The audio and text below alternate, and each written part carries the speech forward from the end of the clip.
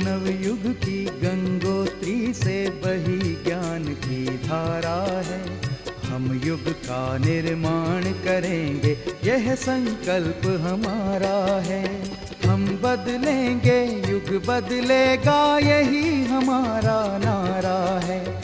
सद्विचार घर घर पहुँचाएं, यह कर्तव्य हमारा है।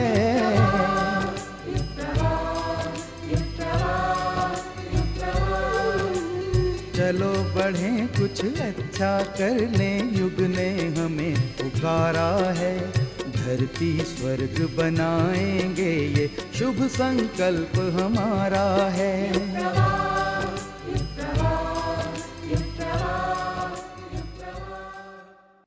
गुरु शिष्य का संबंध जन्म जन्मांतरों का होता है। भारतीय संस्कृति में सद्गुरु को भगवान से भी श्रेष्ठ माना गया है, क्योंकि मनुष्य को सन्मार्ग दिखाकर, उसे महान बनाकर, उसके लोक परलोक को सुधारने वाला परम मार्गदर्शक सद्गुरु ही होता है। इसीलिए कहा भी गया है, गुरु बिन कौन बतावे ज्ञान। अंधकार से प्रकाश का पथ दिखाने वाला गुरु ही है। युग निर्माण योजना के जनक पंडित श्री राम शर्मा आचार्य ऐसे ही एक सद्गुरु हैं, जिन्होंने लाखों लोगों को सत्पथ दिखाकर प्रगति के पथ पर अग्रसर कराया है। आज उनके दिखाए मार्ग पर चलकर करोड़ों लोग अपने जीवन को धन्य बना रहे हैं। आइए गुरु पूर्णिमा के पावन उपलक्ष्य पर उनकी महानता के बारे में सुनते हैं अखिल विश्व गायत्री परिवार प्रमुख श्रद्धेय शैलजी जी एवं डॉक्टर प्रणव पंड्या जी से। श्रद्धेय डॉक्टर साहब दीप प्रज्वलन यहाँ पर करेंगे। ओम आग्नेय सुपथाराय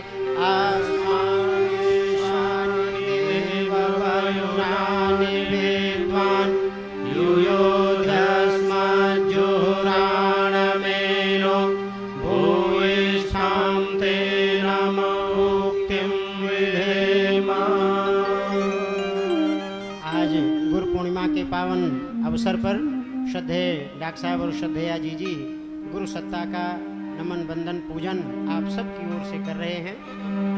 ओम गुरुर्ब्रह्मा गुरुर्विष्णु गुरुरेव महेश्वरः गुरुरेव परब्रह्म तस्मै श्री गुरवे नमः।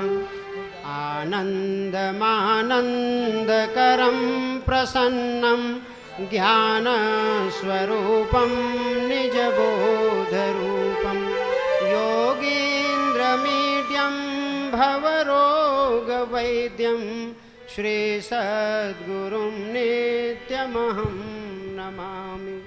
गुरु सत्ता में ब्रह्मा विष्णु और महेश की शक्ति समाहित है। आइए इन तीनों सत्ताओं को भी नमन वंदन करें, आवाहन करें। ओम चतुर्मुखाय विद्महे हंसारूढ़ाय धीमहि तन्नो ब्रह्मा प्रचोदयात्। ओम श्री ब्रह्मणे नमः। भगवान विष्णु का आवाहन। ओम नारायणाय विद्महे वासुदेवाय धीमहि तन्नो विष्णुः प्रचोदयात्। ओम श्री विष्णवे नमः। भगवान शिव का। ओम तत्पुरुषाय विद्महे महादेवाय धीमहि तन्नो रुद्रः प्रचोदयात्। ओम श्री शिवाय नमः।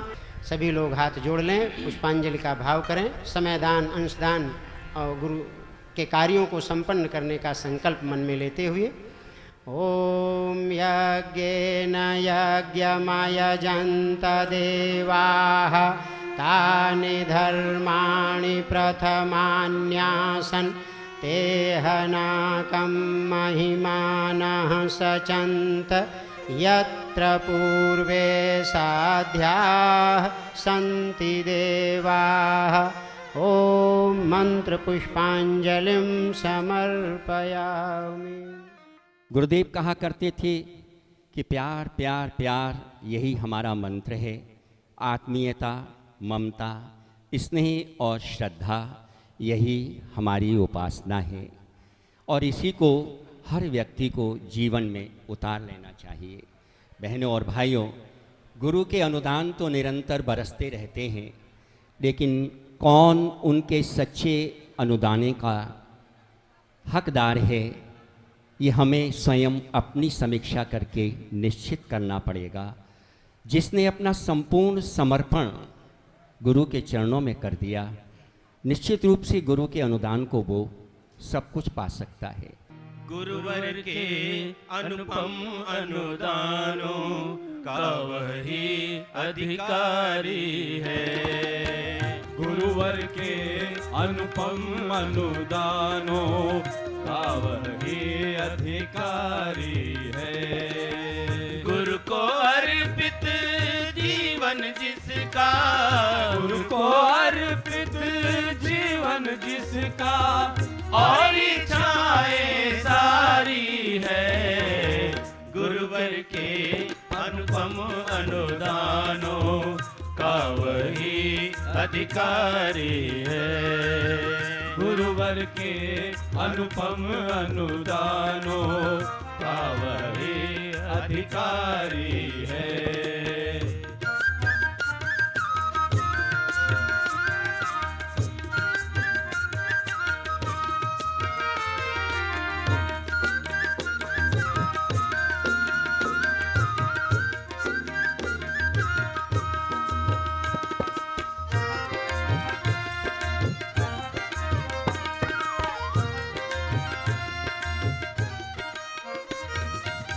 लिए सुदृढ़ साहस गुरु कार्यों, हित जो बढ़ता ही जाता।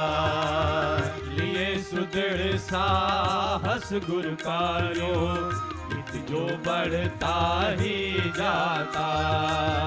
लक्ष्य पूर्ण करने गुरु का जो तूफानों से टकराता। लक्ष्य पूर्ण करने गुरु का जो तूफानों से टकराता। पथ गुरु का दुर्गम चलने की, पथ गुरु का दुर्गम चलने की, जिसने की तैयारी है। गुरुवर के अनुपम अनुदानों का वही अधिकारी है। गुरुवर के अनुपम अनुदानों का वही अधिकारी है।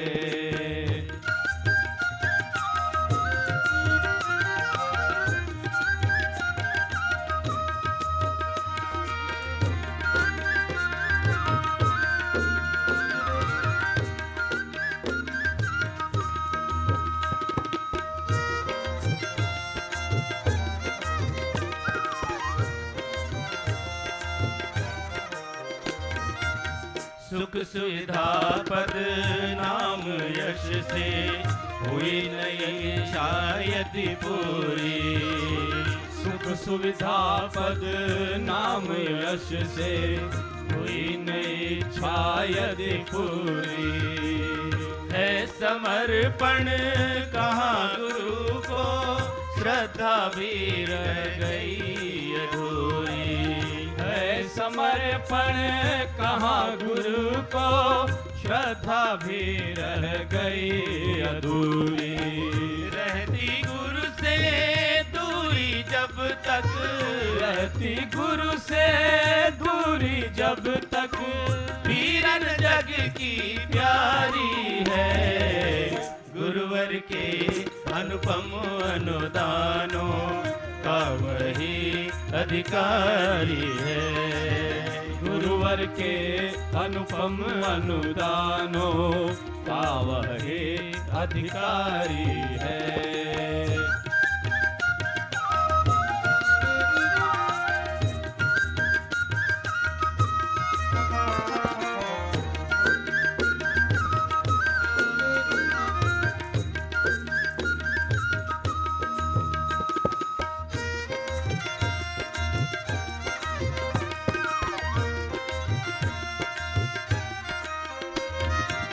करुणा के सागर हैं वे, भवरोगों के उपचार हैं। करुणा के सागर हैं वे, भवरोगों के उपचार भी।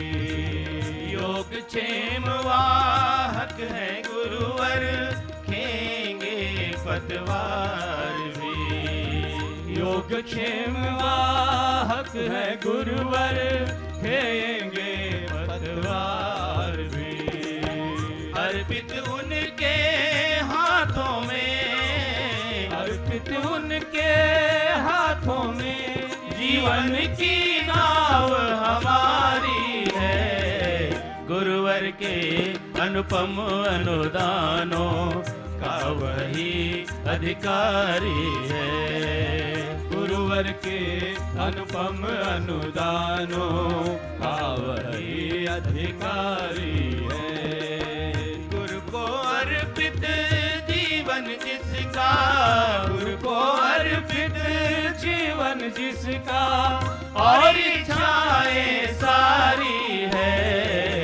गुरुवर के अनुपम अनुदानों का वही अधिकारी है।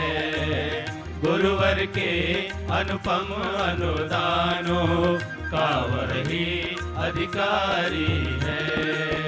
हाँ वही अधिकारी है, हाँ वही अधिकारी है, हाँ वही अधिकारी है। गायत्री मंत्र हमारे साथ साथ। ओम भूर्भुवः स्वाहा तत्सवितुर्वरेण्यं भर्गो देवस्य धीमहि धियो यो नः प्रचोदयात्।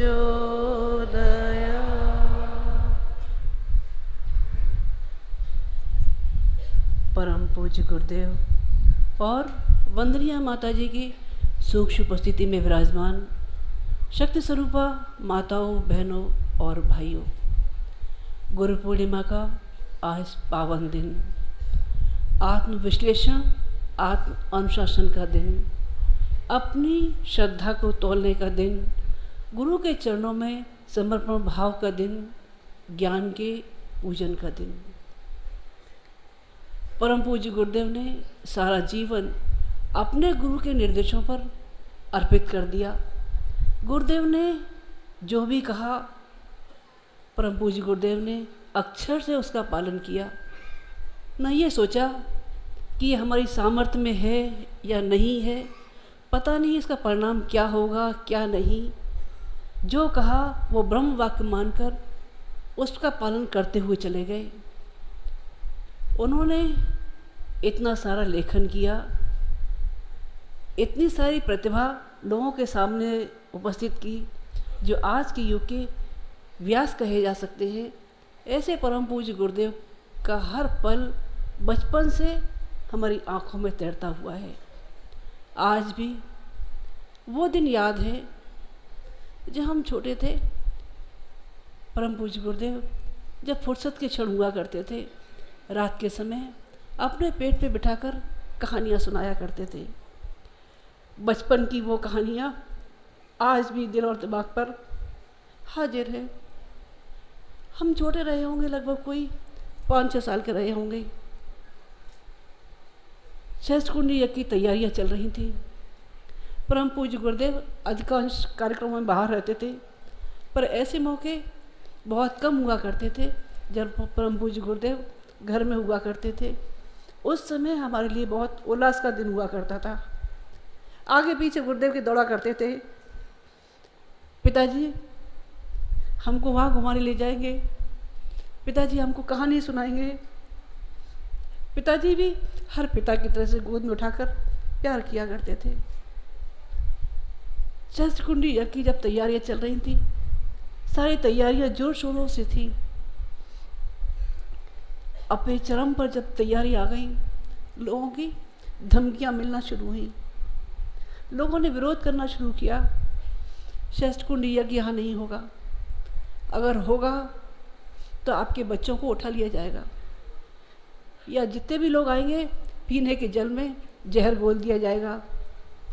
परम पूज्य गुरुदेव बिना इन धमकियों की परवाह किए और माताजी अपने काम में लगे रहे। लेकिन कुछ दिन ऐसे थे, हमने स्कूल जाना ही शुरू किया था, माताजी पिताजी तैयारियों में लगे थे। उन्होंने देखा, माताजी ने अनुभव किया कि स्कूल से लौटते समय कुछ लोग पीछा करते हैं। कुछ दिन तक देखती रही, फिर गुरुदेव से बोली, वैसे तो कुछ होना जाना नहीं है, आपकी शक्ति पर, माँ गायत्री के आशीर्वाद पर पूरा भरोसा है, लेकिन फिर भी जो लोग पीछा करते हैं वो कम से कम ध्यान तो बटाते ही हैं। हम गुरु के चरणों में पूरी श्रद्धा और समर्पण के साथ जो काम करना चाहते हैं वो काम कर नहीं पाएंगे। क्या ये संभव है कि बच्चों को थोड़े दिन स्थान परिवर्तन करा दिया जाए, कहीं भेज दिया जाए? परम पूज्य गुरुदेव ने कहा, ठीक है, नहीं तुम्हारा भी ध्यान पड़ा रहेगा बच्चों की ओर, हमारा भी पड़ा रहेगा। मुझे और सतीश भैया को, दोनों को अपरिचित के यहाँ भेज दिया गया। उत्साह के 1-2 दिन तो रहे कि घर के बाहर, घर के वातावरण से दूर, जिन्होंने रखा उन्होंने बहुत प्यार से रखा। खेल खिलौनों की दुनिया थी, साधन थे, लेकिन फिर भी कुछ क्षण ऐसे होते थे जब रिक्शे तांगे वाले घर के नीचे से गुजरा करते थे, खिड़की पर दौड़ के पहुंच जाया करते थे, छत से झांका करते थे, शायद इस तांगे में से निकलने वाला कोई अपना होगा, माँ होंगी, पिताजी होंगे। लेकिन जब नहीं होते थे तो अकेले में रोया करते थे।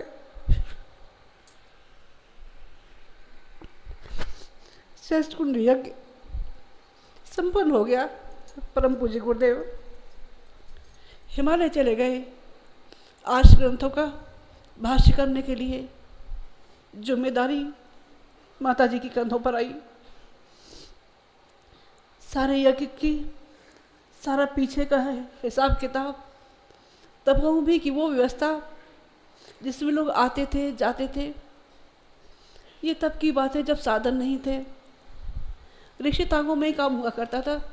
माताजी को वो दिन देखे हैं जब रिक्शे तांगे में अकेले में राशन खरीदती थी, भरवाती थी, फिर तपोभूमि में पहुँचाती थी, वहाँ राशन की सफाई होती थी, आने जाने वाले लोगों का भोजन का, शिक्षण का, यज्ञ का संचालन का सारा काम देखती थी। उसके बाद घर आती थी।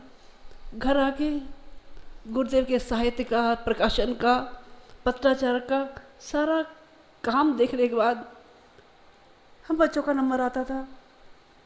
जब माताजी इन सबसे निश्चिंत हुई तब माताजी हमको लेने पहुंची। वो दिन याद है जब माँ से लिपट कर हम इतना रोए थे, माताजी आपने हमको अपने आप से दूर क्यों किया? माताजी की आँख में आंसू आ गए।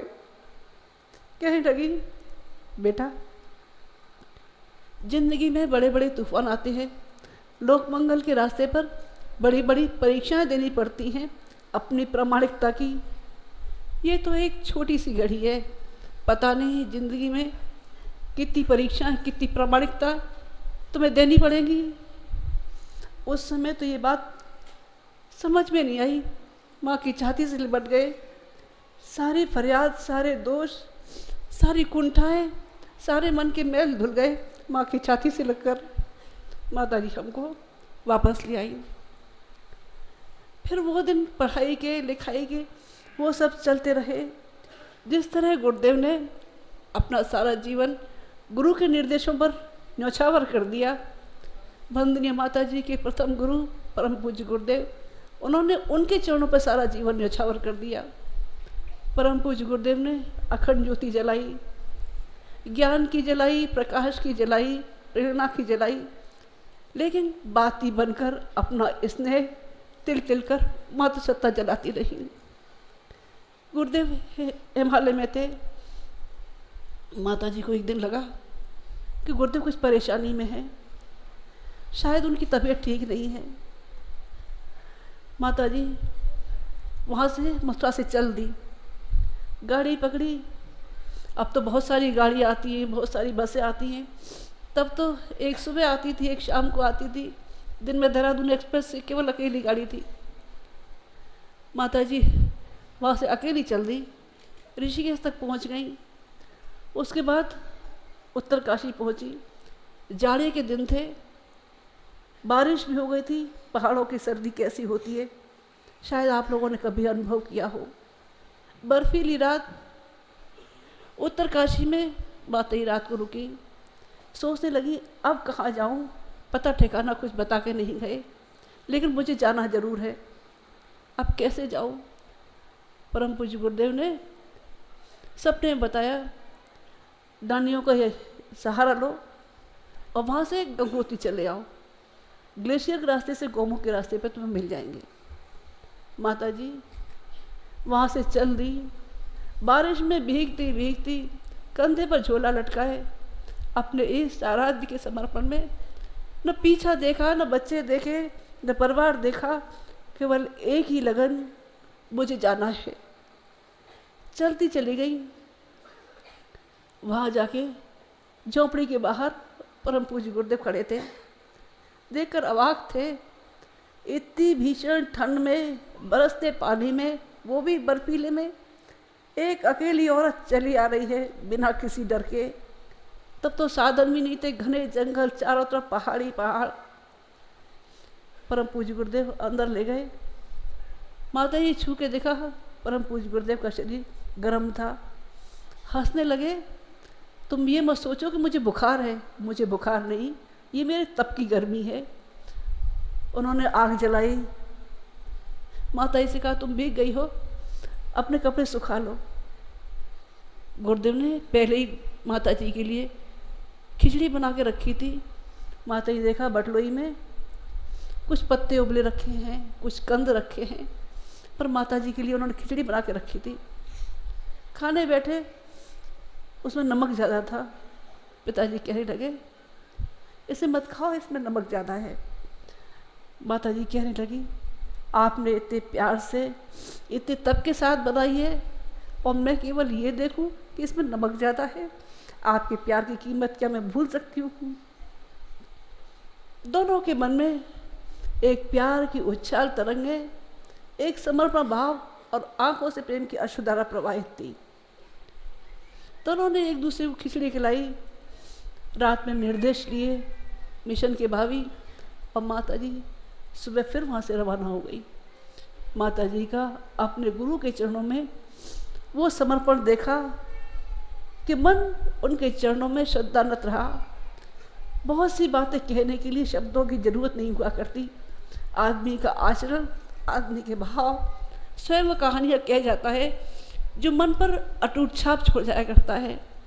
आज का दिन व्यास पूर्णिमा का दिन है।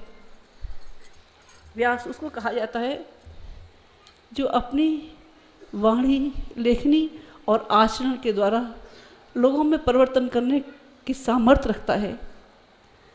ऐसे ही वेद व्यास जी जिन्होंने सारे पुराण लिखे, उपनिषद लिखे, ब्रह्मसूत्र लिखे, सब कुछ लिखने के बाद भी उनका मन अशांत था। वो घूम रहे थे अशांत मन से। उनको ध्यान आया अपने परम पूज्य गुरुदेव का। उनके गुरु नारद मुनि सरस्वती नदी किनारे मिले। पूछने लगे भगवान इतना सब साहित्य लिखा, इतनी ज्ञान की संपदा छोड़ी, लेकिन मन में शांति नहीं, मन बहुत अशांत है। नारद जी कहने लगे बस ज्ञान से व्यक्तित्व का विकास होता है, ये सही है, लेकिन मन की शांति के लिए भावों का होना बहुत ज़रूरी है। भाव संवेदना जब तक ऊंची न हो तब तक भक्ति भाव जुड़ सकेंगे, भक्ति भाव जुड़ नहीं सकेंगे।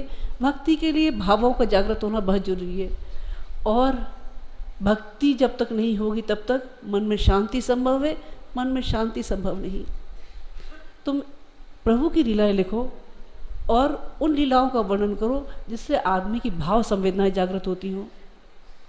व्यास जी को बात समझ में आ गई। उन्होंने उसके बाद श्रीमद् भागवत की रचना की। और उसके बाद उनके मन को शांति मिली। इस संसार का संचालन करने वाली 3 तरह की शक्तियाँ काम करती हैं। एक शक्ति है श्रम की शक्ति, जो आदमी शरीर की सामर्थ्य से पैदा करता है। नाव बनाना है, सड़कें बनाना है, पुल बनाना है, ये शरीर की सामर्थ्य की शक्तियाँ हैं। और पसीने से दौलत पैदा होती है। दौलत की शक्ति बड़ी है, दौलत की शक्ति पसीने की शक्ति के साथ जुड़ा करती है। दूसरी शक्ति है ज्ञान की शक्ति। ज्ञान जब मिल जाता है तब हाड़ मांस का पुतला नर से नारायण के रूप में हो जाता है। श्रद्धा जब जीवन में उठती है तब आदमी को क्या से क्या कर देती है, और श्रद्धा न हो तब मिलता है कुछ मिल नहीं पाता। नदी के किनारे एक पंडित जी रहा करते थे। उनके पास आने जाने वाले लोग भी रोज़ बने रहते थे। नदी में बारिश के दिन थे, बहुत तूफान आया हुआ था। कुछ लोग कहने लगे, पंडित जी आज नाव भी नहीं है, नदी पार जाना बहुत ज़रूरी है, कैसे जाएं, आप भी कोई रास्ता सुझाइए। पंडित जी कहने लगे, रास्ता तो है, पर अगर श्रद्धा हो तब। लोग कहने लगे, पंडित जी आप बताइए तो सही। उन्होंने कहा, एक मंत्र है, उसका जाप करो, सच्चे मन से श्रद्धा से आप पार हो जाओगे। उन्होंने क्या मंत्र है? उन्होंने कहा, राम नाम लो, पूरी श्रद्धा के साथ आप नदी पार हो जाओगे। उन्होंने कहा, अगर नहीं पार हुए तब? बोले, तो आप ऐसा करो, हमको बांध के यहीं पटक जाओ, आप डूबो तो हमको भी डुबो देना। उन्होंने कहा, नहीं पंडित जी ऐसी बात तो नहीं। उन्होंने श्रद्धापूर्वक राम नाम जपा, जपते जपते नदी पार हो गए। कुछ मुस्लिम भाई उसको देख रहे थे, वो दौड़े दौड़े अपने मौलवी जी के पास गए। कहने लगे, मौलवी जी, हिंदुओं का मंत्र इतना करामाती कि उन्होंने मंत्र जपा और नदी पार कर गए बिना नाव के, क्या आपके पास कोई मंत्र है? मौलवी जी कहने लगे, इसमें कौन बड़ी बात है, हमारे पास ऐसा मंत्र है जो उनसे भी ज़्यादा करामाती है। तो ले बताइए। बोले, शर्त वही है कि पूरी श्रद्धा और भावनाओं के साथ किया हो। बोले, क्या मंत्र? मंत्र ये है खुदा, आप खुदा बोल के नदी पार कर सकते हैं। बोले, अगर नहीं पार कर पाए तब? उनके मंत्र के आगे तब? बोले, विश्वास करो आप सुनिश्चित पार कर पाओगे, और नहीं कर पाओ तो आप हमको डुबो देना। उन्होंने भी सच्चे मन से खुदा खुदा कहा, वो भी आधा घंटे में नदी पार कर गए। एक सज्जन जो तीसरे ये सब देख रहे थे, उन्होंने सोचा, एक ने राम नाम जपा और आधा घंटे में नदी पार कर ली, दूसरे ने खुदा खुदा जपा, उनने भी आधा घंटे में नदी पार कर ली। क्यों ना कुछ ऐसा किया जाए कि राम और खुदा को दोनों को मिला दिया जाए, तब तो 15 मिनट में नदी पार हो जाएगी। फिर क्या करना चाहिए? आदमी की तिकड़म, आदमी की चतुर्बुद्धि, लेकिन श्रद्धा भाव न हो तो क्या कमाल दिखाती है। उन्होंने बोलना शुरू किया, राम खुदा राम खुदा राम खुदा राम खुदा। थोड़ी दूर नदी में गए और डप जाके डूब गए। श्रद्धा भाव न हो तब तो राम और खुदा का कोई प्रतिफल मिल सकता है? कोई प्रतिफल मिल नहीं सकता। श्रद्धा जब फलीभूत होती है तो सिद्धियां अपने आप आना शुरू कर देती हैं। परम पूज्य गुरुदेव कहा करते थे, आज हम जिस मुकाम पर पहुँचे हैं उसमें हमारे पास सबसे बड़ा संबल हमारी श्रद्धा ही रही। हम श्रद्धा की लाठी टकोए चलते रहे, वो संबल हमारे लिए इतना बड़ा था। अगर ये संबल न रहा होता तब लोभ की झोंके, मोह के झोंके, अहंता के झोंके पता नहीं हमको कहाँ से कहाँ लेकर उड़ा गए होते और हमको कहीं का नहीं छोड़ा होता। हमने अपनी सारी श्रद्धा अपने इष्ट, अपने गुरु, अपने आराध्य, अपने भगवान के चरणों में अर्पित कर दी। हमारा गुरु ही हमारा भगवान रहा। हमारा भगवान मुकुट लगाए नहीं, चैन की बंसी बजाने वाला नहीं। हमारा भगवान वो है जिसके बाल खुले हैं, जिसके तन पर कपड़े नहीं। वो दरिद्र नारायण हमारा इष्ट, हमारा आराध्य, हमारा गुरु है, जिसके चरणों पर हमने अपनी श्रद्धा अर्पित कर दी। और हमारी अनुचरी, हमारी पत्नी, इसमें हमारी छाया की भांति हर पल पीछे चली। आज भी सन 94 का वो दिन याद है जब वंदनीय माता जी यहाँ नहीं थी। इतने बड़े मिशन का आधार परम पूज्य गुरुदेव का तप, वंदनीय माता जी का प्यार, वो अनवरत रहा जिसकी लहरें आज आप महसूस कर रहे हैं। वंदनीय माता जी उस दिन यहाँ नहीं थी। गुरु पूर्णिमा का दिन नज़दीक था। माता जी कहने लगी, बेटा तुम बच्चों के पास जाओ, बच्चे परेशान होंगे, नहीं देखेंगे तो और भी ज़्यादा आकुल होंगे। उनसे एक ही बात कहना, शरीर भले ही बच्चों के बीच नहीं है लेकिन मन बच्चों के साथ है, उनकी हर पीड़ा हर परेशानी में उनके साथ है। माता जी की आंखों में उभरता हुआ वो वात्सल्य और प्यार की जो धारा देखी वो आज भी साक्षी है। वो उस माँ की पीड़ा थी। लगता था जैसे माँ की छाती में दूध भरा हो और पीने वाला बच्चा पास ना हो। वो गाय जिसने बच्चा दिया हो और बच्चे को दूर कहीं बांध दिया हो, जिस तरह से गाय रमाती है, वही पीड़ा वंदनीय माता जी की थी। वो पीड़ा आज भी इन आँखों में समाई है। आप इतनी दूर दूर से आए हैं, रास्ते में भी कठिनाइयाँ हुई होंगी। परम पूज्य गुरुदेव के समय आप आते रहे होंगे तो ये सोचते रहे होंगे, परम पूज्य गुरुदेव माता जी से हम अपने मन की व्यथा कहेंगे, हमारे सारी कमियां दूर हो जाएगी, हमारे कष्ट दूर हो जाएंगे। आज हम किससे अपने मन की बात कहें। विश्वास रखना, जिस क्षण आप शांति कुंज के आंगन में आए होंगे, परम पूज्य गुरुदेव का सानिध्य आपको मिलता हुआ चला गया होगा। जिस समय आप सोए होंगे, परम सत्ता का हाथ आपके सिर पर घूमता हुआ चला गया होगा, ये कहता हुआ चला गया होगा, बेटा तू दुखी है तो मैं कैसे सुखी हो सकता हूँ। मेरे तप का, मेरे पुण्य का अंश मेरे बच्चों के साथ है। आज श्रद्धा का पावन पर्व, हम अपनी श्रद्धा अपने गुरुदेव के चरणों में अर्पित करते हैं। अब जन्म शताब्दी पास में ही है, 2-3 साल ही बचे हैं। क्या हम अपनी श्रद्धा को गुरु के चरणों में इतनी अर्पित कर दें कि उनके सपनों को साकार कर सके। आज हमारी श्रद्धा के मूल्यांकन का दिन, गुरुदेव के अनुदानों का दिन। गुरुदेव से प्रार्थना करेंगे, हे गुरुदेव आपके बताए रास्ते पर आपके सपनों को साकार कर सके। ओम शांति।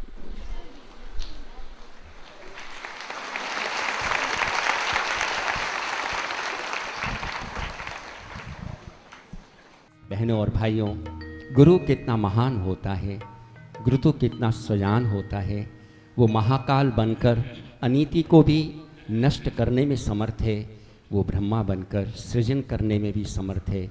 गुरु की शक्ति तो इतनी महान है जिसको कि सदियों से गाया गया है, सदियों से अनुभव किया गया है, सदियों से उसी गुरु के शरण में आकर व्यक्ति ने अपना निर्माण किया है। यही भाव इस गीत के एक एक शब्द के अंदर व्याप्त हैं। गुरु कितना महान है, कितना सजान है, महाकाल की शक्ति है। गुरुवर महान,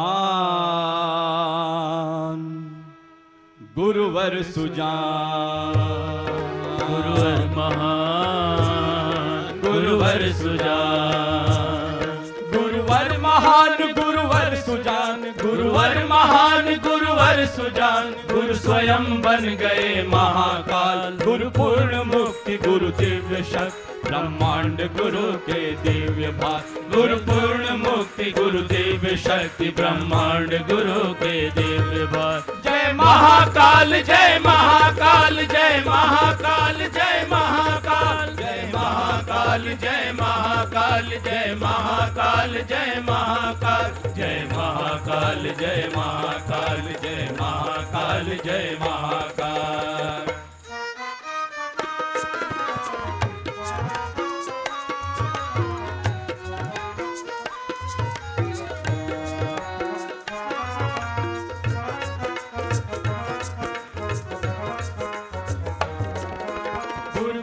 हृदय बहुत कोमल है, भाव शिष्य में भरते हैं। गुरु का हृदय बहुत कोमल है, भाव शिष्य में भरते हैं। बड़े हाथ अंदर रख करके शिष्यों को गुरु गढ़ते हैं। बड़े हाथ अंदर रख करके शिष्यों को गुरु गढ़ते हैं। गुरुवर कुम्हार गुरुवर सुतार,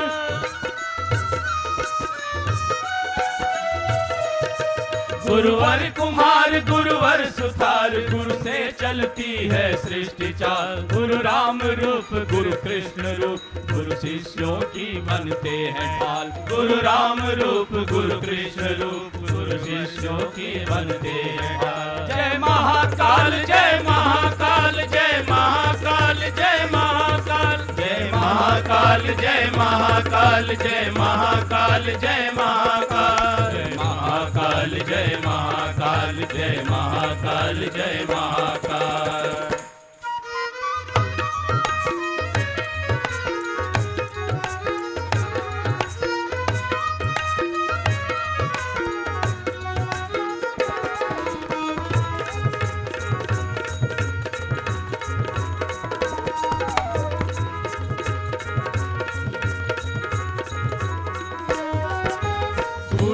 निर्देशों में जीवन शिष्य नहीं जो जीते हैं। गुरु के निर्देशों में जीवन शिष्य नहीं जो जीते हैं। मुक्ति दूर कोसों रह जाती, कष्ट अनेकों सहते हैं।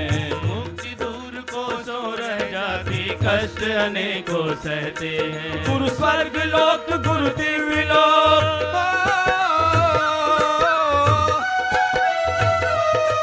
गुरु स्वर्ग लोक गुरु दिव्य लोक, गुरु वक्र दृष्टि के महाकाल। गुरु चरण स्वर्ग गुरु चरण मुक्ति, गुरुवर भक्तों के महाकाल। गुरु चरण स्वर्ग गुरु चरण मुक्ति, गुरुवर भक्तों के महाकाल। गुरुवर महान गुरुवर सुजान, गुरुवर महान गुरुवर सुजान, गुरुवर महान गुरुवर सुजान, गुरुवर महान गुरुवर सुजान। गुरु स्वयं बन गए महाकाल, गुरु पूर्ण मुक्ति गुरु देव शक्ति, ब्रह्मांड गुरु के दिव्य भाग। गुरु पूर्ण मुक्ति गुरु देव शक्ति, ब्रह्मांड गुरु के दिव्य भाग।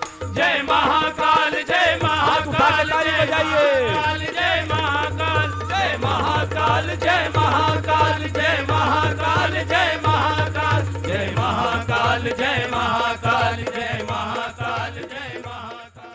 सूर्य की सप्त किरणों के समान 7 गुणों से भरा गायत्री महामंत्र हमारे गुरु सत्ता के माध्यम से हमारे अंदर समाहित हो, हम अपने कण कण में उसे सोख सकें और हमारे जीवन को निहाल कर सकें। आज गुरु पूर्णिमा के दिन आइए एक बार गायत्री मंत्र हमारे साथ साथ एक स्वर में।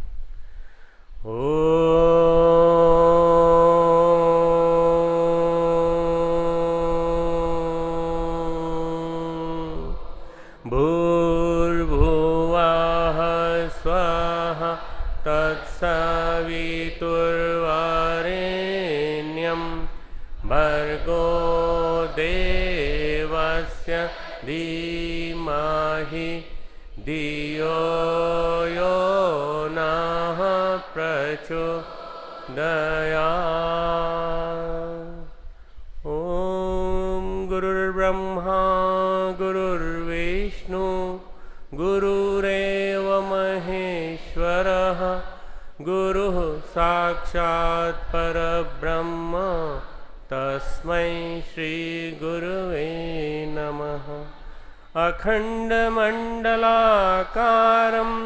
व्याप्तं येन चराचरं, तत्पदं दर्शितं येन, तस्मै श्री गुरुवे नमः। मातृवत् लालयित्री च पितृवत् मार्गदर्शिका, नमोस्तु गुरुसत्तायै श्रद्धा प्रज्ञायुताचया, श्रद्धा प्रज्ञायुताचया। परम पूज्य गुरुदेव, परम वंदनीय माता जी की सूक्ष्म सत्ता की उपस्थिति में आज गुरु पूर्णिमा के पावन पर्व पर व्यास पूर्णिमा के पावन पर्व पर यहाँ बैठे दूर दूर से आए हुए हमारे सभी कार्यकर्ता भाइयों बहनों, देवी स्वरूपा बहनों, शक्ति स्वरूपा माताओं, देवतुल्य भाइयों, हमारे बीच में बैठे हुए शांति कुंज हरिद्वार, देव संस्कृति विश्वविद्यालय, ब्रह्मचर्य शोध संस्थान के और अन्य क्षेत्र के सभी आए हुए कार्यकर्ता भाइयों बहनों। श्री रामकृष्ण परमहंस ने कहा है, गुरु एक ऐसा झरोका है जिसके माध्यम से विराट की झांकी की जा सकती है। सच्चिदानंद घन परमात्मा की यदि झांकी करनी है तो उस झरोके से करिए जिसका नाम गुरु है। जैसे एक दीवार में छेद है और उस छेद में से यदि हम देखें तो पूरा विराट मैदान हमें दिखाई पड़ जाता है, बाहर का सारा विस्तार दिखाई दे जाता है। उसी तरह गुरु के माध्यम से आप सारे के सारे विराट परमात्मा के अंश को देख सकते हैं। परमात्मा का यदि कोई सबसे नज़दीक का हमारे पास कोई एक संस्करण है जिसके माध्यम से हम परमात्मा को जान सकते हैं तो वो गुरु है। गुरु भक्ति का अभ्यास जिसने कर लिया, गुरु के प्रति समर्पण का जिसने अभ्यास जीवन में कर लिया, उसको सब कुछ मिल गया, फिर उसको कहीं जाने की जरूरत नहीं है। हमारे गुरु समर्पण के मामले में कबीरदास जी की वाणी बड़ी बड़ी अमर है, बड़ी अनमोल है। उन्होंने जो बार बार बातें कही हैं वो सूत्र रूप में उन्होंने जो कही हैं, जब रामानंद जी उनको मिले, उनके सदगुरु, और रामानंद जी से मिलने के बाद उनके जीवन में एक ऐसी क्रांति आ गई कि बस उन्होंने कहा कि अब तो सब कुछ मिल गया। उन्होंने कहा सदगुरु समान कोई सगा, सदगुरु के समान कोई सगा नहीं होता। आज जब रिश्तों हमारे बलिवेदी पे चढ़े हुए हैं, हमें नहीं मालूम कौन हमारा रिश्तेदार है, हमें नहीं मालूम कौन हमारा सगा है। हमारे माता पिता, हमारे अपने ही अपने संबंधी, हमारे घर में रहने वाली हमारी पत्नी, हमारे बच्चे, इनमें कौन सगा है हमें नहीं मालूम। आज दुनिया भर की सारी जितनी भोगवाद की परिस्थितियां हैं, उसके कारण ढेर सारे लोग तरह तरह की भौतिकवादी मनस्थिति में जी रहे हैं। और आपको आश्चर्य होगा मित्रों कि हमारे देश की जो बूढ़ी होने वाली आबादी है, जो जैसे माता पिता जिन्हें हम मानते हैं 60 साल से ऊपर के, उनकी देखरेख करने वाला कोई सगा बेटा नहीं है। बहुत सारे 60 से लेकर 80% शहरों में जो आबादी है, वहाँ माता पिता की देखरेख करने का कोई तंत्र ही नहीं है, कोई व्यवस्था ही नहीं है। क्यों? क्योंकि संवेदना समाप्त हो गई। जहाँ सगापन नहीं है, जहाँ संबंधी नहीं है, संबंधी कब आते हैं याद? जब पैसे का हिसाब किताब होता है, जब बंटवारा होता है, तब सब अपने माता पिता को ढूंढने लगते हैं, पता लगाते हैं कि कहाँ है माता पिता। मद्रास में अभी 4-5 दिन पहले घटना घटी कि मद्रास जैसे नगर में, चेन्नई जैसे नगर में अपने बच्चों के माध्यम से पति पत्नी ने अपनी माँ को, यानी आप कल्पना कीजिए कि पिता ने अपनी माँ को अपने बच्चों के माध्यम से कचरे के ढेर पे फेंकवा दिया। 80 साल की उम्र, बार बार चिल्लाती है, बार बार खाना मांगती है, बार बार ये करती, कचरे के ढेर पे फेंक दिया। ये न्यूज़ सारे पेपर में, सभी पेपरों में आई। पता चला कि आज आदमी की संवेदना कितनी समाप्त हो गई, कितनी कमज़ोर हो गई है कि माँ के साथ संबंधों को भी इतना नहीं माना कि कचरे के ढेर में फेंक दिया और बच्चों से फेंकवाया। अगले दिनों वही बच्चे यदि उनको फेंकाएं तो आश्चर्य की बात नहीं है। तो क्या कहा जाए मित्रों, 7 दिन बाद उसको ले गए, हमारे समाज से भी लोग ले गए, ले जाकर भर्ती किया, पर जिस स्थिति में उसको भेजा गया था उस स्थिति में उसकी परसों शाम को मृत्यु हो गई, वो चली गई। ऐसी माँ क्या दुआ देगी मित्रों? ऐसी माँ क्या प्रार्थना करेगी कि मैं अपने लिए बच्चों के लिए प्रार्थना करूं कि बच्चे मेरे लंबे जिएं, बच्चे मेरे जिनको मैंने प्यार से अपने दूध पिलाया, प्यार से बड़ा किया, वो मेरे बच्चे क्या उनके बारे में सोचेगी। आज संवेदनाएं समाप्त हो गई। पर सबसे ज़्यादा कोई सगा है, सबसे ज़्यादा कोई संबंधी है, सबसे ज़्यादा आपका कोई हितैषी है तो वो आपका गुरु है। और वो गुरु आपके हितों का ध्यान रखता है, गुरु आपके संबंधों, गुरु आपके अंतर जगत को जानता है। और अंतर जगत को जानने के कारण गुरु से बड़ा कोई हितैषी नहीं है, गुरु से बड़ा कोई सगा नहीं है, ये हमको मानना चाहिए। सदगुरु की महिमा अनंत, कबीरदास जी कहते हैं सदगुरु की महिमा अनंत, अनंत किया उपकार, लोचन अनंत उघाड़िया, अनंत दिखावनहार। जो हमारी आंखें देखती हैं वो सीमा का अंदर देखती हैं, शांत देखती हैं, जहाँ जिसका अंत है वहाँ देखती हैं। पर अनंत जो दिखाता है वो गुरु दिखाता है, हमें अनंत का दर्शन कराता है, हमें ज्ञान के दर्शन कराता है, हमें न जाने कहाँ से कहाँ पहुँचा देता है। स्वामी विवेकानंद एक सामान्य व्यक्ति से लेकर कहाँ से कहाँ पहुँच गए, महामानव बन गए मित्रों, अपने गुरु की महिमा से। गुरु भक्ति का एक सबसे बड़ा उदाहरण स्वामी विवेकानंद का। स्वामी विवेकानंद एक बार एक लेक्चर दे रहे थे, तो उन्होंने कहा कि मैं जिस स्थिति में लेक्चर दे रहा था, लेक्चर देते देते एकदम बीच में रुक गए और रुक करके बीच में से निकल के चले गए, लोगों के बीच में से। अरे ये क्या हुआ? लोगों ने पूछा कि ऐसा क्यों किया आपने? 5000 आदमी सुन रहे थे आपके लेक्चर को। बोले नहीं, मैं जिस स्थिति में लेक्चर दे रहा था, जिस ऊंचाई पर पहुंच गया था, उस ऊंचाई पे मैं जब लेक्चर दे रहा था, ऐसी स्थिति आ गई थी कि पाँचों के 5000 व्यक्ति मेरे शिष्य बन जाते, और मैं नहीं चाहता शिष्य बनाना। मैं नहीं चाहता कि जमात मेरे पीछे खड़ी हो, जिसको कौन संभालेगा। उठ के चले गए। उन्होंने कहा कि अगर लेक्चर पूरा कर देता तो उसके बाद ये सब के सब भगवा वस्त्र पहने मेरे पीछे चले आते। मित्रों, जो काम विवेकानंद का रुका हुआ है वो अब आगे बढ़ाना है, और परम पूज्य गुरुदेव के इस काम के माध्यम से इसको आगे बढ़ाना है हम लोगों को। परम पूज्य गुरुदेव ने परिव्राजक धर्म के माध्यम से नव संन्यास की कल्पना दी। परम पूज्य गुरुदेव ने कहा नया संन्यास परिव्राजक धर्म का, समयदान का, वानप्रस्थ का, इसको आरंभ करना है। यही मित्रों, आज यदि हमें अगर याद करना है तो अपने गुरु के स्वरूप को याद करना है। 2 स्वरूप होते हैं गुरु के, एक सिद्ध गुरु होते हैं, अब मैं नीचे से चालू करता हूँ, एक साधारण गुरु होते हैं तो कुछ भी करते हैं तो वो गुरु बन जाते हैं। सितार बजाना अच्छा आता है तो गुरु बन गए, बोलना अच्छा आ गया तो उसके गुरु बन गए, भागवत अच्छी के लेते तो गुरु बन गए, रामायण अच्छी के लेते तो गुरु बन गए, और उसके बाद अगर वो नाचना अच्छा आता है तो उसके भी गुरु बन गए, बोलना अच्छा आता है उसके गुरु बन गए। ढेरों गुरु, कलाबाजी खाना आता है तो कलाबाजी खाने वाले गुरु, कसरत के गुरु, सर्कस के गुरु, ये सारे साधारण गुरु, ये पहली कैटेगरी के गुरु। दूसरे गुरु सिद्ध गुरु, जिनके पास हर बात उनकी सिद्ध होती है, जिन्होंने कि अपने माध्यम से, अपनी तपश्चर्या के माध्यम से उस सिद्धाई की स्थिति को प्राप्त कर लिया, जिसमें जाकर के वो जो कुछ कहते हैं हो जाता है, जो कुछ भी उनके जीवन में आता है वो हो जाता है। हमारे साधुओं के क्रम में, साधु महात्माओं के क्रम में हमारा भारत का इतिहास बड़ा विलक्षण है। जगत गुरु हमारा देश रहा है ना, तो गुरुओं की परंपरा रही है यहाँ पे। एक रामदास काठिया बाबा महाराज रहे हैं, और उन रामदास काठिया बाबा महाराज ने अपने गुरु की जो साधना की वो बड़ी गजब की।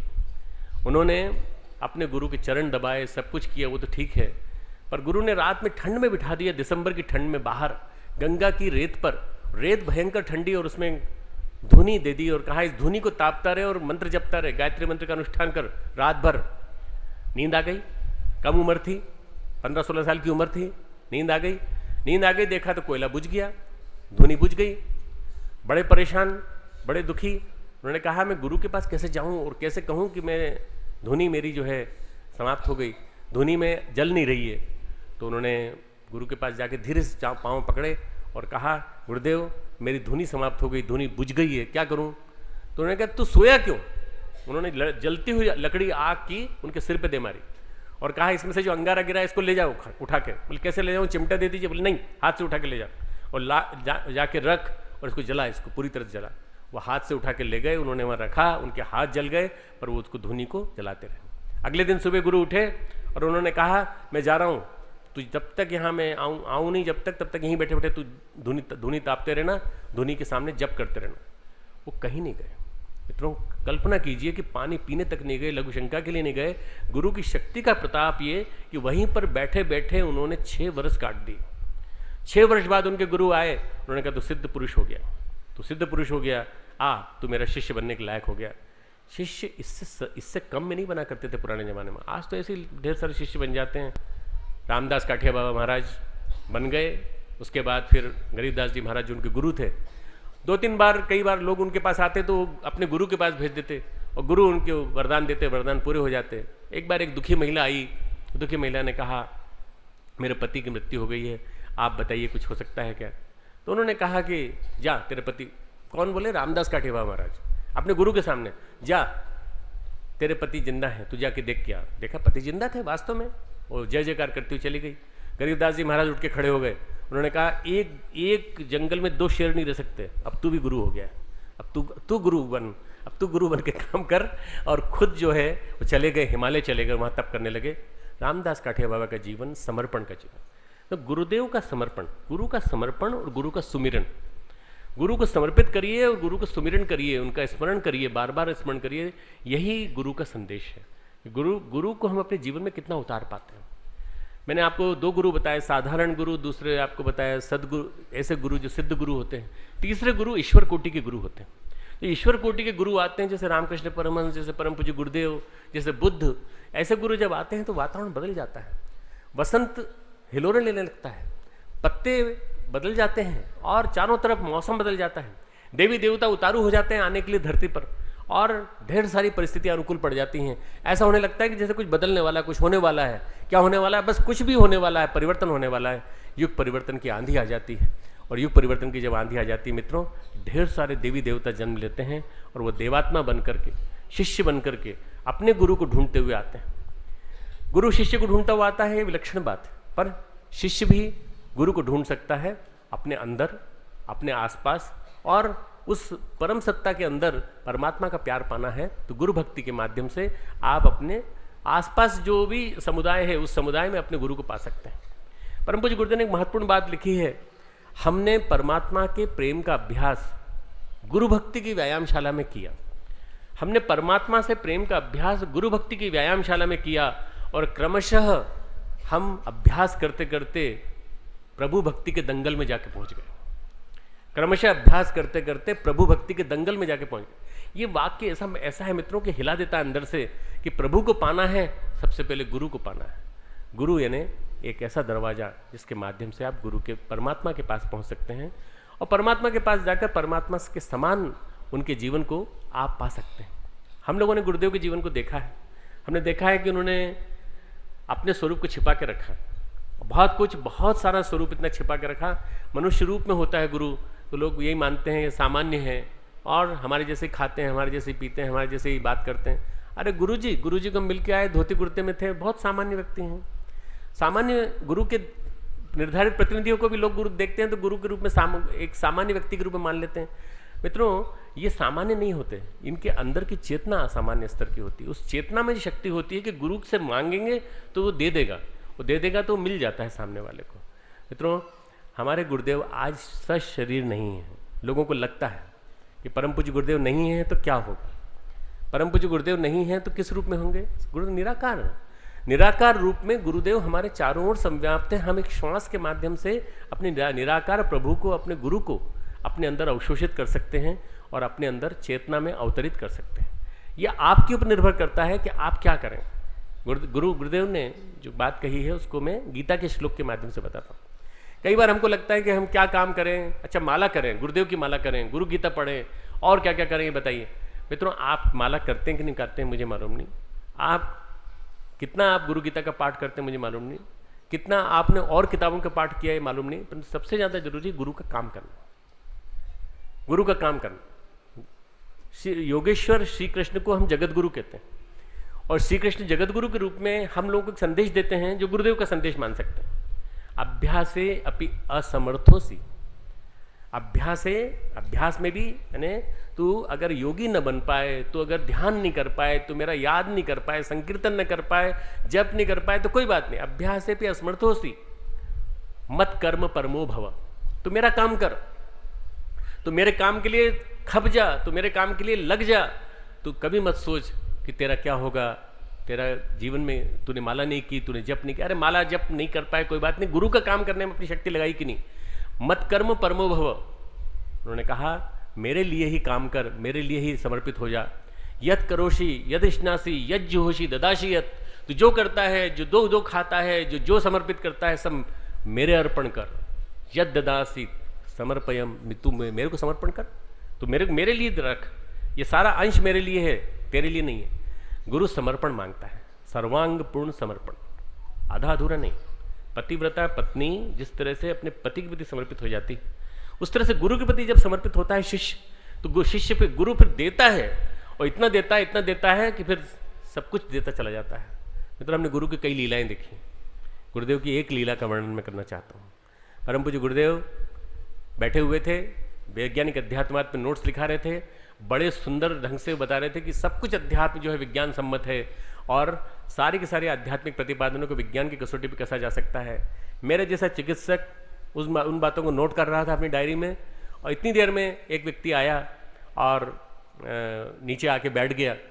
परम पूज्य गुरुदेव को ऊपर बैठे पता चल गया, इस बीच पता लगा चुके थे कोई नीचे तो नहीं है, कोई नीचे नहीं था। हमारे शिव प्रसाद मिश्रा जी भाई साहब ऊपर आए, उन्होंने कहा एक व्यक्ति आया है, उसको तकलीफ है और कुछ वो आपसे कहना चाहता है। तो उन्होंने कहा ठीक है, उसको भेज दे ऊपर।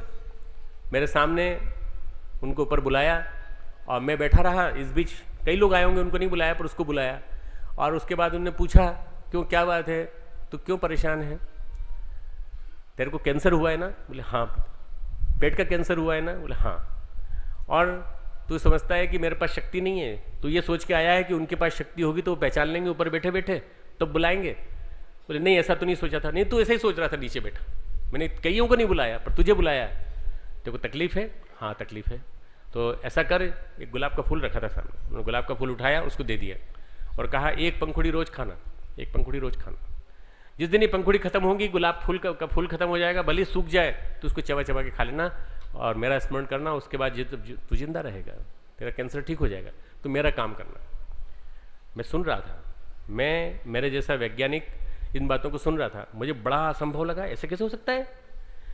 जैसे ही वो उतरा, मैं उसके पीछे पीछे उतरा। मैंने कहा भाई साहब एक मिनट रुकना, आपके पास एक्सरे वगैरह हैं क्या, आपके पास जांच की रिपोर्ट है क्या? उसने कहा हाँ मेरे पास है, मैं नीचे लाया हूँ। मैंने सब देखी रिपोर्ट्स में, देखने के बाद मुझे लगा वास्तव में गुरुदेव ने जो कहा सही कहा, पर ये गुलाब के फूल से कैसे ठीक हो जाएगा, गुलाब के फूल से कैसे ठीक हो जाएगा। मुझे गुरु की महिमा का तब तक ज्ञान वो वाला नहीं था जो आज है, या उस समय जब गुरुदेव का महाप्रयाण हुआ तब हुआ, तब तक जो ज्ञान हुआ तो वो ज्ञान नहीं था। वैज्ञानिक जाग रहा था, वैज्ञानिक ऊपर वैज्ञानिक की चर्चा कर रहा था, तो गुरुदेव को ये मान रहा था गुरु परम वैज्ञानिक, हम वैज्ञानिक सामने बैठे बैठे बात कर रहे हैं। इसलिए मन में ये बात आई कि ये चमत्कार तो गुरुदेव कहते हैं बेकार है सब, फिर चमत्कार गुरुदेव ने क्यों पैदा किया। मैंने कहा भाई साहब मैं आपको फॉलोअप करूंगा, मैं आपसे संपर्क में रहूंगा, बराबर आपकी जांच करूंगा कि आप जो कह रहे हो वो सही है कि नहीं।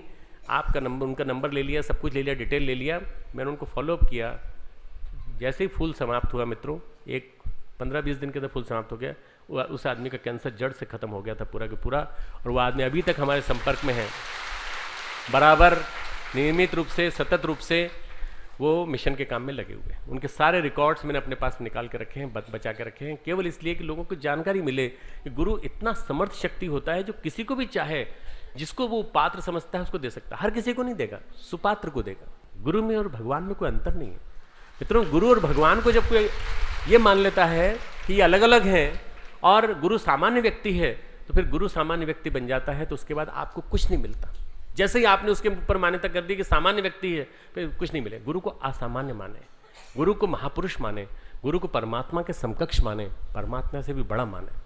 जैसा कहा गया है कि गुरु और गोविंद दोनों खड़े हों तो किसको पहले पैर लगे? पहले गुरु को पैर लगे। क्यों? वो गुरु गोविंद को मिलाने वाला है, इतनी बड़ी शक्ति है मित्रों। आज का समय जो है वो बड़ा वैसा मुश्किल समय है, और इस मुश्किल समय में जब हम 4 साल बाद गुरुदेव की जन्म शताब्दी मनाने जा रहे हैं, हमको 3 काम करना है। 3 काम बहुत जरूरी है जो आज से चालू हो जाना चाहिए। सबसे पहला काम जो जीजी ने आज बड़े विस्तार से बताया, आत्मीयता विस्तार। अपना प्यार का दायरा बढ़ाइए, अपने घर के सगे संबंधियों से दायरा बढ़ा करके और लोगों को गोद लीजिए, पूरे समाज को गोद लीजिए, पूरे परिवार को गोद लीजिए, और पूरे विराट समाज को गोद लेकर सबके लिए करने की बात मन में सोचिए। जहाँ प्यार होता है वहीं मिलता है, जहाँ प्यार नहीं होता वहाँ नहीं मिलता। आत्मीयता की परिधि पर ही सारा का सारा संसार खड़ा है मित्रों। गुरुदेव ने ये जो सब कुछ पाया, ये आत्मीयता के आधार पर ही पाया। तो पहला काम हम लोग करना है आत्मीयता विस्तार। दूसरा काम जो मित्रों हम लोगों को करना है वो विद्या विस्तार। परम पूज्य गुरुदेव के ज्ञान को जन जन तक पहुंचाना। जो कुछ भी गुरु रूप हैं, आज सूक्ष्म रूप में, निराकार रूप में गुरु का ज्ञान, गुरु के विचार हमारे बीच में है। आप गुरु को मानते हैं तो आप गुरु के विचारों को क्यों नहीं मानते? आप गुरु के शरीर को मानते हैं सब कुछ, आप गुरु के विचारों को नहीं मानते? आप गुरु के विचारों को मानते हैं तो गुरु के विचारों पे चलिए। जैसा उन्होंने कहा है, अपने आप को बदलिए, स्वयं बदलें, प्रवाह को पलटें। प्रवाह को पलटने के लिए अपने जीवन में इतना बड़ा सुयोग सौभाग्य आया, इस सौभाग्य को गंवाइए मत। इतना बड़ा सौभाग्य इस जीवन में आया और उसको गंवाइए मत। अभी भी गुरुदेव हैं, माता जी हैं, अभी आपने सुना नहीं? गुरु शांति कुंज, गुरु शक्ति पुंज, गुरु सूर्य रूप, गुरु समस्त रूपों में हमारे चारों तरफ विद्यमान है। आपको केवल समझने भर की, जानने भर की और एहसास करने भर की देर है कि वो हमारे चारों तरफ है, हम उसको कैसे जीवन में उतारें। बस ये अगर विद्या विस्तार का आपको स्वरूप समझ में आ जाए मित्रों, हमने 40 किताबों का चयन किया है। वो 40 किताबों का चयन करके अभी 50 भाषाएं चुनी हैं, विदेश की और भारत की, जिसमें हम अनुवाद करने जा रहे हैं। इसके लिए भाषांतर निधि एक स्थापित की है, एक कार्यालय बना रहे हैं, और कार्यालय बना करके बाकायदा 9 लोगों का एक पूरी कमेटी बनाई है जो ये देखेगी कि गुरुदेव के विचार विश्व की प्रमुख 12 भाषाओं में और भारत की लगभग 38 भाषाओं में, सारे देश के कोने कोने में पहुंच जाए, कोई पढ़ के सुनाना चाहे तो वर्नाकुलर लिपि में, देवनागरी लिपि में आराम से पढ़ के सुना सके कि ये गुरुदेव के विचार हैं, इनसे आप जुड़िए। हमारा गुरुदेव का क्रांतिधर्मी साहित्य 20 किताबें, गुरुदेव का गायत्री और यज्ञ संबंधी और महत्वपूर्ण साहित्य जो और भी है वो 20 किताबों में। इस प्रकार से इन 40 किताबों को यदि हम घर घर पहुंचा सकें, हम स्थापित कर सकें, तो इससे बड़ा कोई काम नहीं है। तो गुरु पूर्णिमा का सबसे बड़ा अगर कोई श्रेय हो सकता है मित्रों, अपने अर्जित करने का जो समय आया है सुयोग सौभाग्य का, वो ये कि हम इन विद्या विस्तार की प्रक्रिया में आगे बढ़ें। तीसरा मित्रों, अंतिम, संस्कृति विस्तार। भारतीय संस्कृति, देव संस्कृति घर घर पहुंचे, जन जन पहुंचे। देव संस्कृति विश्वविद्यालय की स्थापना इसी निमित्त हुई है। देव संस्कृति विश्वविद्यालय संस्कृति विस्तार का तंत्र है। यहाँ से निकलने वाले देवदूत न जाने कितने चीन जाएंगे, जापान जाएंगे, जर्मनी जाएंगे, पूरे विश्व के कोने कोने में जाएंगे और वहाँ जाके स्थापित हो जाएंगे और भारतीय संस्कृति को निर्यात करेंगे, भारतीय संस्कृति को वहाँ जाके फैलाएंगे, भारत के कोने कोने में जाएंगे, भारतीय संस्कृति को फैलाएंगे। संस्कृति के विस्तार के लिए मित्रों हमें अपनी जो सभ्यता प्रधान, जो आज पाश्चात्य सभ्यता प्रधान जो आज पूंजी हो गई है हमारी, पूरे देश का स्वरूप पूरा पाश्चात्य सभ्यता प्रधान हो गया है, उसमें भारतीय संस्कृति का प्रचार करना पड़ेगा। ऐसा कोई विश्वविद्यालय आपने देखा हो बताइए जहाँ पे BA, BSc, MA, BSc मान लिया चलो छोटी उम्र के होते, MA, MSc के बच्चों को, PhD के बच्चों को अनिवार्य होती है यूनिफॉर्म, और यूनिफॉर्म अनिवार्य होकर के रहते हैं। लोग जब हमसे हमारे मुंह से सुनते हैं तो कहते हैं, बड़ा आश्चर्य व्यक्त करते हैं, ऐसा कैसे कर रहे हैं आप? मित्रों हम कर रहे हैं और इस छूत की बीमारी को सारे देश में फैला देंगे। न केवल ये भारतीय वेशभूषाधारी लोग जो हैं पूरे देश में, पूरे विश्व में फैला देंगे। भारत के कोने कोने में इसी साल लगभग इसी 1 वर्ष के अंदर 100 हमारे महाविद्यालय खुल जाने की संभावना है, और परम पूज्य गुरुदेव की जन्म शताब्दी तक 500 महाविद्यालय खुलने की संभावना है। तो ये 500 महाविद्यालय जो भारत में कोने कोने में खुलेंगे, वहाँ सारे के सारे अनुशासन यहीं के चलेंगे। ये कोई आज का शिक्षा तंत्र नहीं है जिसमें यूनिवर्सिटी खोल दी तो यूनिवर्सिटी के साथ हजारों कॉलेजेस खोले। Qualitative education, culture based education और स्पेशली इंडोलॉजी बेस्ड एजुकेशन, भारतीय संस्कृति में, भारतीय विज्ञान में, भारतीय वांग्मय में। अभी इसी माध्यम से एक हमने समझौता किया है इसी क्रम में, जिसमें जर्मनी के एक इंस्टीट्यूट के साथ, इंटरनेशनल इंस्टीट्यूट ऑफ वैदिक साइंसेस, उनके साथ समझौता किया है कि जर्मनी के विद्वान, जिसमें कि जर्मनी, अमेरिका और रशिया के सभी विद्वान रह करके वहाँ अध्ययन कर रहे हैं, वो भारत आएंगे और देव संस्कृति विश्वविद्यालय में शिक्षा प्राप्त करेंगे और यहाँ के बच्चों को पढ़ाएंगे, और यहाँ से जाने वाले विद्वान जर्मनी जाएंगे और वहाँ के लोगों को पढ़ाएंगे, वहाँ के लोगों के बीच में अपनी मान्यताओं को स्थापित करेंगे। ये अभी अभी हम लोगों ने समझौता, मेमोरेंडम ऑफ अंडरस्टैंडिंग साइन किया है। आने वाले दिनों में न जाने कितनी संस्थाएं, न जाने कितने विश्वविद्यालय, न जाने कितने सांस्कृतिक केंद्र पूरे भारत के और पूरे विश्व के हमसे जुड़ना चाहते हैं। ये हमारी विज़न है आने वाले 10 वर्षों की। इस विश्वविद्यालय को आप नालंदा तक्षशिला की तरह से इतना विराट विश्वव्यापी होता देखेंगे कि इसकी कल्पना भी नहीं आप कर पा रहे हैं अभी, जो कल्पना का दृश्य हमारी आंखों के सामने कभी कभी आ जाता है। मित्रों अभी अभी जो प्रेसिडेंट पद से निवृत्त हुए हैं डॉक्टर APJ कलाम साहब, उनसे हमने अनुरोध किया है कि आप जगह जगह 5 विश्वविद्यालयों के नाम लेते हैं कि वहाँ पढ़ाऊँगा, वहाँ पढ़ाऊँगा। आप कृपा करके 6ठा विश्वविद्यालय हमारा भी गिन लीजिए, हमारा भी इसमें ले लीजिए कि आप आइए और यहाँ पढ़ाइए, और आपको वैसे ही लोग मिलेंगे वास्तव में जो 2020 तक भारत को विश्व की महाशक्ति बनाने के लिए सक्षम है। ऐसे बच्चे आपको पढ़ाने वाले मिलेंगे। आप आइए तो सही, देखिए तो सही। अभी हम मिलने जा रहे हैं उनसे थोड़े दिनों के बाद, और मैं समझता हूँ कि वो मना नहीं करेंगे, क्योंकि वो एक बार यहाँ आ चुके हैं और इतने भाव विभोर होकर गए हैं। मैं समझता हूँ कि ऐसे विभूतियों के साथ आज सारा अकाल छाया पड़ा है, कहीं भी दिखाई नहीं पड़ते मित्रों लोग। ऐसा लगता है कि ढेर सारे उपदेशक हैं, ढेर सारे नाटककार हैं, कलाकार हैं, पर उनमें कहीं कोई ज्ञानवान दिखाई पड़ता है। और उसका जब देखा कि वो भी हमारी पॉलिटिक्स के चलते दूसरी बार राष्ट्रपति नहीं बन पाया, बनता तो शायद इस भारत का न जाने कहाँ तक ले जाता, परंतु शायद विधाता ने ये मान के रखा होगा कि इस महापुरुष को शायद शांतिकुंज के साथ मिलकर काम करना है, राष्ट्रपति रह करके नहीं कर पाए, इसलिए उन्होंने जो उनको नहीं बनाया। हम उनके साथ मिलकर के पूरी तरह काम करने को तैयार हैं। पूरे भारत में, पूरे विश्व में एक आध्यात्मिक मानवतावाद, समस्त धर्मों को मिलाकर, समस्त संप्रदायों को मिलाकर के एक मानवतावादी अध्यात्म की स्थापना, बहुत बड़ा काम हम लोग करने जा रहे हैं। मित्रों 3 आप चरण लेके जाइए यहाँ से। 3, पहला आत्मीयता विस्तार, अपने प्यार की कुंजी को, अपने प्यार की घेरे को बढ़ाइए, अपने माँ, नानी, दादा, दादी, पिता, माता से आगे बढ़ाइए थोड़ा सा, और अपने समाज में कर दीजिए। अपने महाविद्यालय विश्वविद्यालय से आगे बढ़ा करके पूरे समाज में कर दीजिए, पूरे गांव, पूरा देश, हमारा राष्ट्र के प्रति हमारी भक्ति इतनी ज़्यादा बढ़े कि राष्ट्र को एक और अखंड बनाने के लिए हमारा प्रयास चल पड़े। आत्मीयता विस्तार, विद्या विस्तार, परम पूज्य गुरुदेव के ज्ञान को जन जन तक पहुंचाना।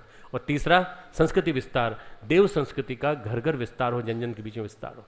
गुरु महाकाल है, गुरु हमारे इतने शक्तिशाली हैं कि वे साक्षात अवतारी चेतना के रूप में आए थे। आज जो भी कुछ विस्तार आप देख रहे हैं, आज अभी हमने भूमि पूजन किया, नई जमीन ली है और जमीन आगे लेने जा रहे हैं हम। ये अखंड विस्तार करते चले जाएंगे, जितना विस्तार करते चले जाएंगे उतनी जनता आती चली जाएगी। सारा का सारा भारत के कोने कोने से लोग आना चाहते हैं, शांति कुंज में होना चाहते हैं। मित्रों, हमारे यहाँ जो भी कोई आता है वो गुरुदेव उसके दरवाजे पर एक हाथी बांध देते हैं। जो भी कोई आता है उसके दरवाजे पर एक ऐसी चीज़ बांध देते हैं जिससे कि उसको कभी कमी न लगे। हमारे एक सज्जन आते हैं, पति पत्नी दोनों आते हैं और बहुत मुश्किलों में आए, बड़ी मुश्किल कठिन परिस्थितियों में आए। जब आए थे तो कर्जे में डूबे हुए थे, ढेरों कर्जा उन्होंने ले रखा था, ढेरों रुपयों का कर्जा उन्होंने ले रखा था, परंतु कर्जा धीरे धीरे निपटता चला गया और गुरु के प्रति श्रद्धा, गुरु के प्रति उन्होंने इतनी अनुरक्ति रखी, जो कुछ भी आया सब गुरु के चरणों में अर्पित कर दिया, जो कुछ भी आया गुरु के चरणों में अर्पित कर, जबकि कर्जा चुकाना शेष था। हमने वापस दिया, हमने कहा कर्जा चुका दीजिए, उनका वो चुकता चला जाएगा, धीरे धीरे उनका कर्जा पूरा चुक गया। अब आता है, जो भी कुछ आता है वो गुरु के चरणों में लगा देते हैं। गुरु इतना मजबूत होता है मित्रों, गुरु आपके दरवाजे पे हाथी बांध देगा, आपको कभी कमी नहीं रहेगी। बहुत पैसा नहीं आएगा कोई बात नहीं, परंतु इतना आएगा कि आपको किसी प्रकार की कमी नहीं रहेगी। एक सामान्य ब्राह्मण का जीवन आप जी सकेंगे और जिसको देना होगा गुरुदेव उसको दे करके उसकी जेब से ढेर सारा निकाल लेंगे। नया बनाना है, नया बनाना है, नया बनाना है, नया निर्माण करना है। इतनी सशक्त हमारे गुरु, ऐसे गुरु की महिमा अपरंपार है। आइए ऐसे गुरु को प्रणाम करें, नमन करें और आज गुरु पूर्णिमा के दिन उनको बार बार याद करें। ओम शांति।